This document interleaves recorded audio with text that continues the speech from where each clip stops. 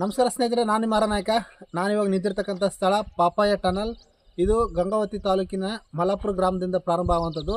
ಈ ಟನಲ್ ನಿರ್ಮಾಣ ಯಾಕೆ ಮಾಡೋದಂದರೆ, ತುಂಗಭದ್ರಾ ಜಲಾಶಯವನ್ನು ನಿರ್ಮಾಣ ಮಾಡಿದ ಮೇಲೆ ನಮಗೆ ಕೊಪ್ಪಳ ಮತ್ತು ಕಾಟಗಿ ಗಂಗಾವತಿ ಭಾಗಕ್ಕೆ ನೀರಾವರಿ ವ್ಯವಸ್ಥೆಯನ್ನು ಕಲ್ಪಿಸಬೇಕಾಯಿತು.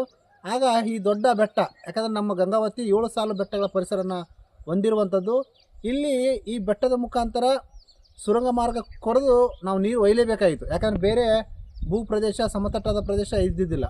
ಹಾಗಾಗಿ ಇದನ್ನು ಮಾಡಲೇಬೇಕಂತ ಮಹದಾಸರೊಂದಿಗೆ ಅಂದಿನ ತುಂಗಭದ್ರಾ ಜಲಾಶಯದ ಇಂಜಿನಿಯರ್ ತಿರುಮಲ ಅಯ್ಯಂಗಾರ್ ಅವರು ಪಾಪಯ್ಯ ಅವ್ರಿಗೆ ಹೇಳ್ತಾರೆ.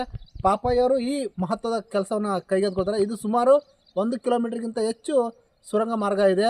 ಇದು ಇಲ್ಲ ಅಂದಿದ್ರೆ ಇವತ್ತು ನಾವೇನು ಗಂಗಾವತಿ, ಕಾರಟಗಿ, ಸಿನ್ನೂರು ಜನ ಏನು ದೌಲತ್ ಮೆರಿತಾ ಇದ್ವಿ, ಅದು ಯಾವುದೂ ಇರ್ತಾಯಿದ್ದಿಲ್ಲ. ನಾವು ಕೂಡ ಬೆಂಗಳೂರು, ಮಂಗಳೂರು ಅಂತ ಗುಳೆ ಹೋಗುವಂಥ ಪರಿಸ್ಥಿತಿ ಬರ್ತಾಯಿತ್ತು. ಇದಕ್ಕೆ ಕೇವಲ ನಿರ್ಮಾಣ ಮಾಡಬೇಕಾದ್ರೆ ಸಾಕಷ್ಟು ಸಾವು ನೋವುಗಳು ಸಂಭವಿಸ್ತವೆ.